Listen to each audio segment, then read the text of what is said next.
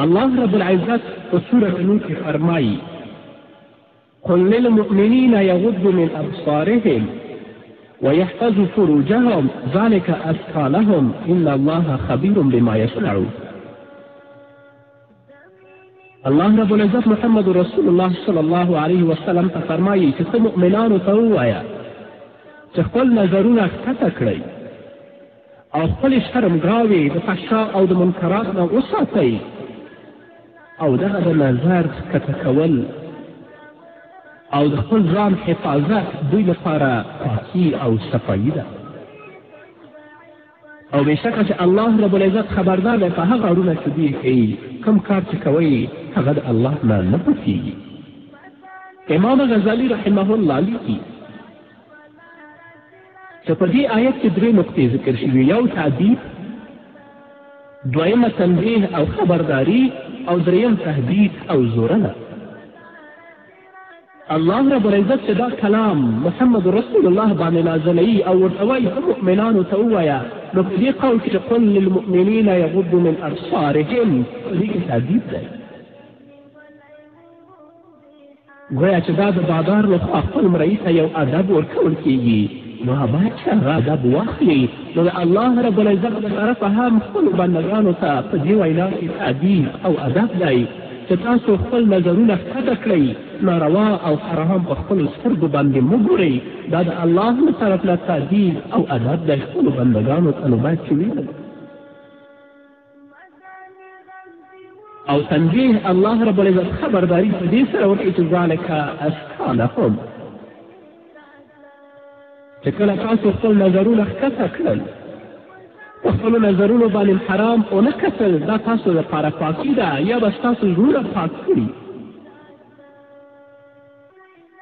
یعنې د تنبیه الله په دې آیت سره تنبیه ورکړه چې په نظرونو ښکته کولو سره د زړه پاکوالی رامنځته کېږي. چې کله د زړه پاکوالی رامنځته شته، نو په هغه باندې طاعتونه او ښېګڼې زیاتېږي. نو الله په دې نقطې سره تنبیه او خبرداري هم درکړه. او د رب العزت په دې وینا کې چې ان الله خبیر بما یصنعون، په دې کې تهدید او زورنه ده. چې په بل آیت کې فرمایي یعلم خائنة الاعین وما تخفي الصدور، الله پوهېږي په خائنو سترګو او په هغه څه چې سینې پټوي. نو څوک چې د الله په وړاندې د حساب لپاره د ودرېدو څخه ویره لري، دغه وعید او تهدید ورته ښکي دی. نو که ته خپل نظرونه نه ښکته کوې، بیا هم حرامو ته ګورې، منکراتو ته ګورې، نو الله رب العزت خبر دی په هغه څه چې تی کوي، او هغه خاینو سترګو باندې الله عالم دی، او په هغه څیزونو چې زړه کې تاسو پټوئ هغه باندې هم الله عالم دی، او تاسو سره به رب العزت بیا حساب کوي.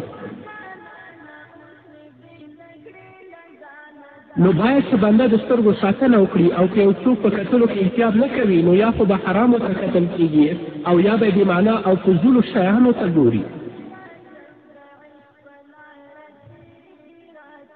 نو که دا قصداً حرامو او نامحرمو ته وګوري، نو په لویه ګناه کې به واقع شي. همداراز زړه به د دې مشغول او خراب شي، او که الله در باندې رحم ونه کړي، نو د زنا په ګناه کې به بې اخته شي.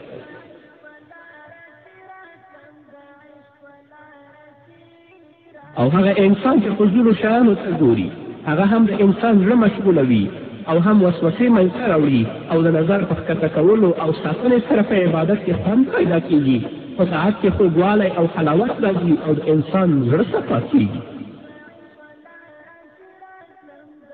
که ته عبادت هم کوي او په سترګو باندې حرام او نامحرم ګورې، نو د خپل د عبادت نه هېڅکله ته خوند نشي اخیستلی، ځکه هغه د ستا زړه مشغولي، د ستا زړه غافلوي، د ستا په زړه کې هغه د عبادت خوند او حلاوت بیا نه پاتې کېږي. رسول الله صلی الله علیه وسلم فرمایي النظر سهم مسموم من سهام ابلیس، کتل حرامو ته د شیطان له غشو څخه زهرجن غشی دی. دا د شیطان له غشو څخه یو زهرجن غشی دی چې په دې باندې انسان رب العزت بیا په سل فسادو، منکراتو او فجایو کې ګرفتاروي. امام ابن القیم رحمه الله